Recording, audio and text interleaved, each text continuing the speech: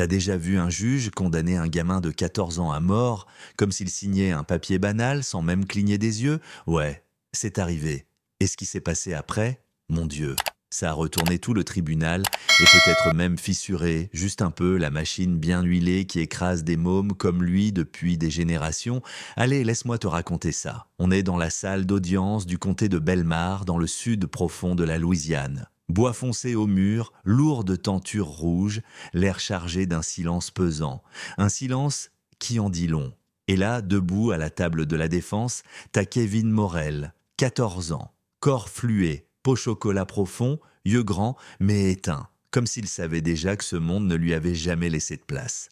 L'accusation, braquage armé et agression. Sauf qu'il l'a pas fait, mais ça, tout le monde s'en foutait. Surtout le juge Étienne Renaud, vissé à son siège comme s'il était né là. Célèbre pour ses peines sévères, surtout quand l'accusé était jeune, noir et sans moyens. Ce jour-là, il regardait Kevin comme s'il était déjà mort, enterré, oublié. L'avocate commise d'office, Sophia Bernard, elle avait tout tenté. Vidéo floue, aucun ADN, aucun témoin fiable, un ticket de station-service à l'autre bout de la ville au moment des faits. Mais rien à faire. Le procureur, Maître Laville, avait raconté une belle petite fable sur l'adolescent rebelle et violent, un classique. Il n'avait aucune preuve, mais il avait le ton, et les jurés buvaient ces mots comme du bon vin.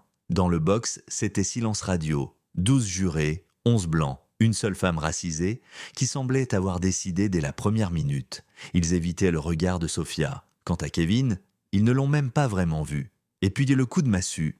Après seulement 28 minutes de délibération, coupable sur tous les chefs d'accusation. Sophia s'est levée, furieuse. « Monsieur le juge, c'est une farce. C'est un enfant. Vous ne voyez pas l'injustice ?» Mais le juge Renaud, lui, impassible. Il s'est penché, l'air satisfait, et il a dit d'une voix glaciale « Dans mon tribunal, on n'attend pas que le poison se propage. Peine capitale, par injection létale. » Et là, l'enfer. La mère de Kevin, Nadège, a hurlé. Des gens dans la salle se sont levés, certains ont crié, d'autres pleuraient. Sophia a balancé ses dossiers au sol en jurant qu'elle irait en appel. Mais le bruit le plus glaçant, c'était le clic des menottes. Et Kevin, il n'a pas pleuré, il n'a pas bougé. Il a juste fixé ses baskets, comme s'il voulait graver le sol dans sa mémoire. Mais juste au moment où le juge levait son marteau. Attendez, nouvelle preuve. Les portes s'ouvrent à la volée. Un jeune type en chemise froissée traverse la salle à grandes enjambées. Un disque dur à la main. Il s'appelle Malik Serrano, journaliste d'investigation freelance.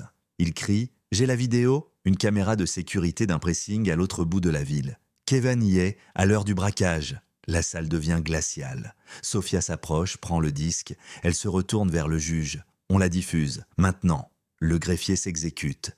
Et là, sur l'écran, Kevin, en train de choisir des bonbons dans une supérette plaisantant avec le caissier. L'horodatage est clair, il est à des kilomètres du lieu du crime. Dans le jury, certains se mettent à bouger. Une jurée blanche fond en larmes. La ville, le procureur, blêmit. Le juge Renaud reste figé, puis serre les dents. Sophia, elle, ne lâche rien. « Monsieur le juge, vous étiez prêt à tuer un enfant, basé sur des suppositions. Ce tribunal est devenu une scène de théâtre tragique où l'on joue avec des vies. Silence. Poids insoutenable. Puis un homme au fond de la salle se lève. C'est un ancien greffier, retraité depuis 2 ans. Il lève la voix. Ce n'est pas la première fois. J'ai vu le juge Renaud enterrer des dossiers similaires. Et là, c'est la déflagration.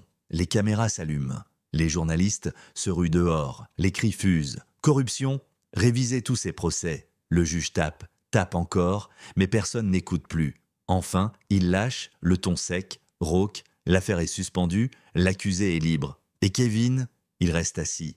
Il comprend pas tout de suite. Nadège s'effondre sur lui en sanglots, le serre comme si on allait encore lui arracher. Sophia, elle retient à peine ses larmes. Malik, lui, filme la scène en silence. Le regard dur, prêt à faire éclater tout ça au grand jour. Mais tu crois que c'est fini? Non, parce que les jours suivants, la vidéo fait le tour du pays. Les médias explosent. Et Justice for Kevin devient virale. Une enquête fédérale est ouverte.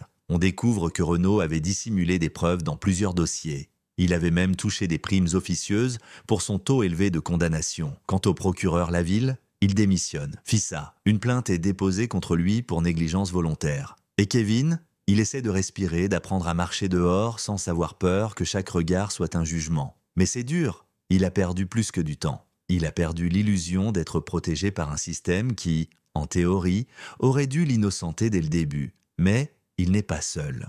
Sophia fonde une association pour défendre les jeunes victimes d'erreurs judiciaires. Malik devient chroniqueur régulier sur une grande chaîne. Nadège parle dans les écoles, les églises, les plateaux télé. Et Kevin, il parle aussi. Il raconte, il témoigne. Il dit aux autres qu'il a failli mourir, pas parce qu'il était coupable, mais parce que personne n'avait envie de voir s'il était innocent. Un an plus tard, dans un lycée de banlieue, Kevin regarde des gamins plus jeunes que lui et leur dit « J'ai failli disparaître pour de bon à cause d'un mensonge. Mais tant que je suis là, je ferai en sorte que plus personne vive ça en silence. Alors, est-ce que la justice a triomphé? À toi de me le dire, parce que ce gosse, il a survécu. Oui. Mais est-ce qu'on peut vraiment appeler ça de la justice quand la vérité n'a émergé qu'à la toute dernière seconde? Et combien d'autres sont encore là-bas dans l'ombre sans Malik, sans Sophia, sans caméra pour les sauver au dernier moment? Dis-moi ce que t'en penses dans les commentaires. Est-ce que ce juge aurait dû finir en prison? Est-ce que le procureur mérite une sanction plus lourde? Et surtout, est-ce qu'un système qui permet ce genre d'horreur peut vraiment être réformé ou faut-il le reconstruire depuis zéro? On t'écoute.